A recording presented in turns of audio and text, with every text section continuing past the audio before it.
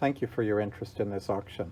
We're going to take a close look at this album from around the 19-teens to 1920s. The photographs are from that era. It is, as you see, about 12 inches by 10 inches. It's an original antique album. It contains 94 original 8 by 10 early gelatin silver prints on the thin paper that are normally card mounted. The cover, as you can see, was replaced apparently by a descendant. I haven't traced exactly who Tim Sterrett is. You could do that research if you wish, but the provenance here is saying that these photographs were from the estate of Willis Man Sterrett, and as it says in the listing, Willis was with the construction company that was down there in Panama participating in the construction. Whether or not he took the photographs himself is not clear. They were probably taken by a professional at the construction company at the time, but these are all original photographs. Again, there are 94 of them. They're all adhered to the pages of the album, as we're going to see in a moment.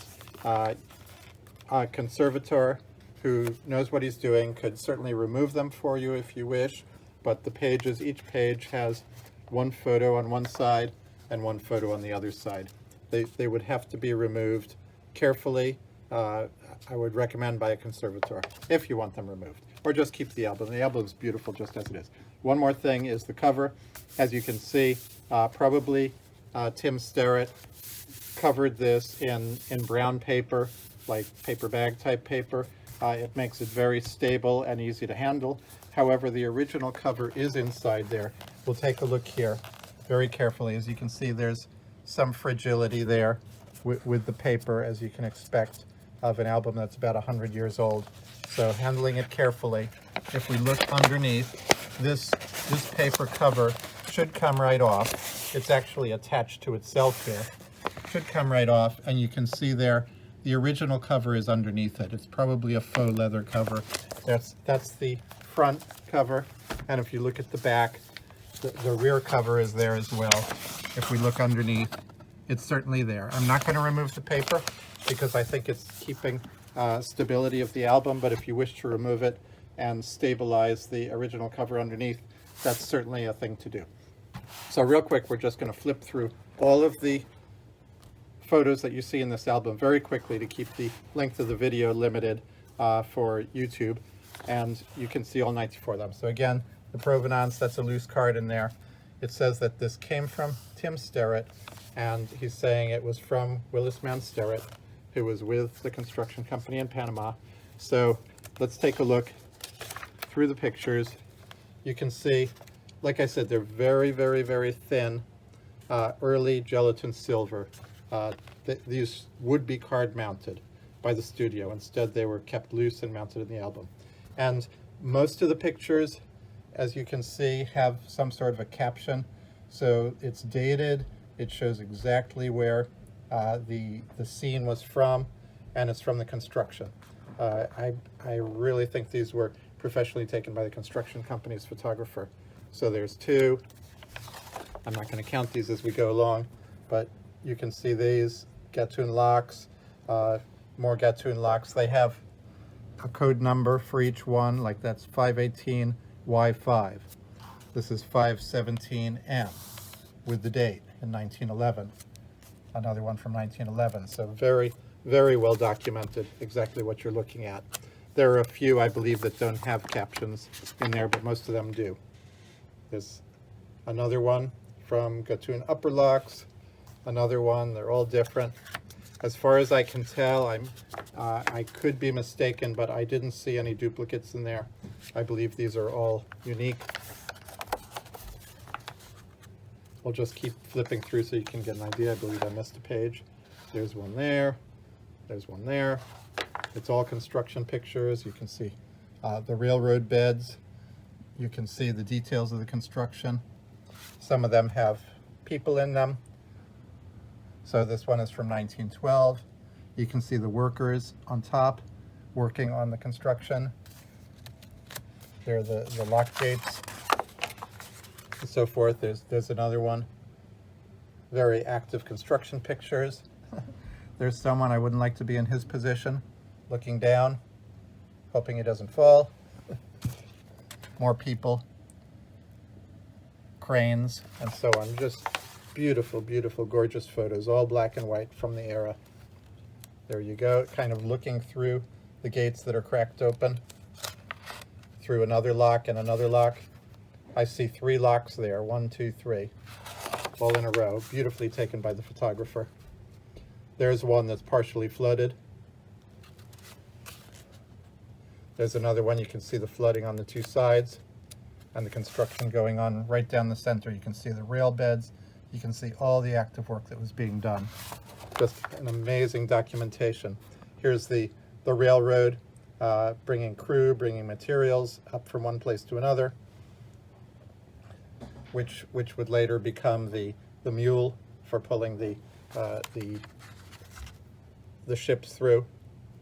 There's another one from 1913, and it just keeps going. That's an amazing shot showing where the rail beds were going to lie on the incline there.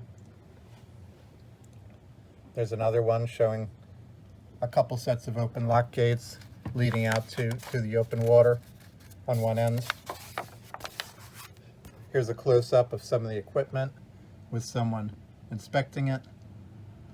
More men there posing for the picture. All workers in 1912. Beautiful piece of history. You can see the piping laid in the bottom there. There are more crew. Very nice, very crisp picture of the crew there who were working. A lot of them were Panamanians, some of them were construction workers brought in from the US and other places. There it is again, going out to the open water. That's a picture from 1913, and each one tells you exactly. It says that they were view looking north, showing dredges removing last barrier between Atlantic Ocean and locks, sea level, and so forth. So it's a very beautifully documented. There's just an amazing view with beautiful composition of the construction going on. Here's a close-up of some of the equipment that was installed. So we're going to keep going. At this point, I'm going to stop commenting because we don't want the video to be too long for you to watch. There you can see that it's flooding. Beautiful job there. Interior of some of the equipment that's indoor housed. Very interesting views of all aspects of the construction and everything that went into building this amazing canal. Again, there are 94 pictures. I believe they're all unique. They're the rail cars that would bring the material to the construction site along the makeshift rail beds. Lovely clean view going through that lock. Another view. I'm going to keep flipping here. Sort of a close-up of some of the lock gates. This picture is actually portrait instead of landscape. Most of them are landscape. It is fully documented, but to get a good view there, this is portrait, so it's lying sideways in the album. That's unusual. Most of them are landscape. There we go, another beautiful view with a crane that's actively assisting with the work there. There's a crane up top.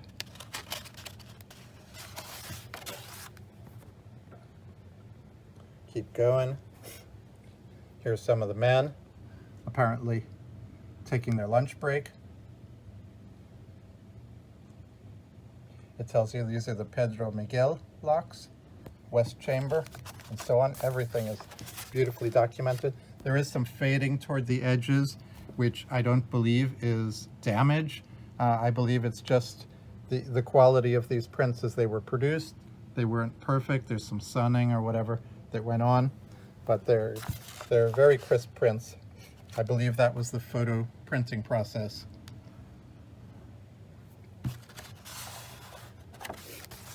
There we go. Another one, very beautiful, busy photo showing everything going on there. Another one, really zoomed out and showing what things looked like looking down the construction site from one end to the other. Similar but different photo. Another one showing the lock gates without their skin on them. You can see the interior construction of those lock gates, all the steel that went into them. There's one without the skin and one with the skin being applied. You can see the men actively working, applying the skin to it. Another view, and we're just going to keep flipping here. Again, this is another one that is portrait.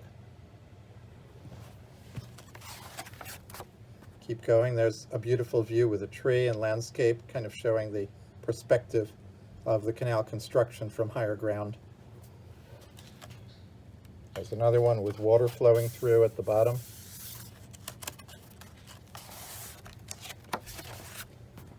This is just an amazing, amazing piece of history with every aspect of what was going on in the construction. That's someone on top of the lock gate. Keep going. People down in the bottom there. Another view looking through one lock gate up to another set of gates. Another view from a bird's eye view. And another one similar, but this is different. Like I say, I don't think any two are duplicated. Two similar views. This one has a person in it. This one is portrait. This is a finished set of lock gates. You can see they're so newly finished, they're actually shining with the new skin on them. This is from the opposite side, what it looks like. This one, some of them, like I say, some of them don't have captions. We're getting into some here with no captions. These last few we've gone over have no captions. But they seem to be from the same photographer. Same quality, same so on. So the ones toward the back of the album are the ones without captions here.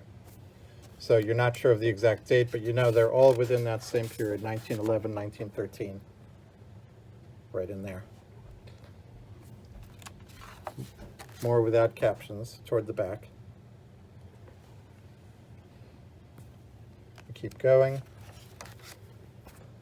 More views of the gates, a view from a different angle. Skip the page there. I want to make sure you see every picture here. There's one again with the skin being put on, with the scaffolding in place. It could be there were two sets of photographers. One did the photos that got captions and one didn't.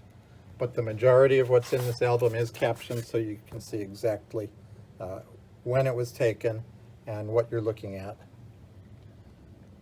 There's quite a large crew on the ground. Beautiful picture of them. Again, we're back into some with captions here, and some toward the very end. Some are not in the canal, but they are context around the canal. So like this one. And they're the workers.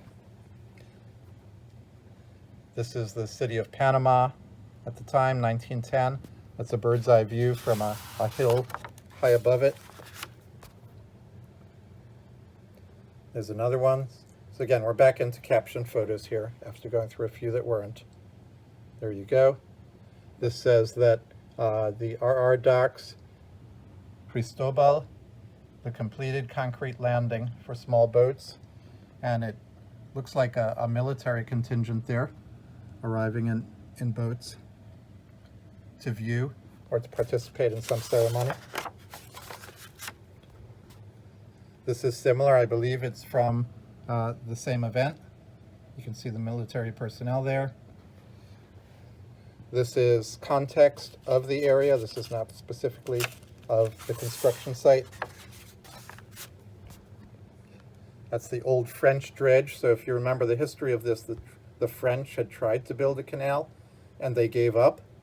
And then many, many years later, America came in and we were able to do it. But this is showing the history of the ruins of what the French had been doing before they gave up. Again, the nearby village. So the last few photos in here are context. There's another view. There's another view of the Spanish fort. Just a handful of photos at the end are not specifically the construction site. Seen from Old Portobello, but they are at the same time. These are dated 1911. And we're getting toward the end here. There's one that I believe is an early photo where they were preparing the ground area through the mountains where they were going to run this canal. But that one's not captioned, so you'd have to look it up and figure out what it is. You can kind of see the silver shining there. These are early gelatin silver. This one has a lot of silvering around the edge. There's the SS Panama leaving Cristobal. And that is the end of the album. So you saw 94 pictures there, mostly captioned, mostly dated, and just an amazing album. If you have any questions, please let me know. I will be glad to answer. Thank you.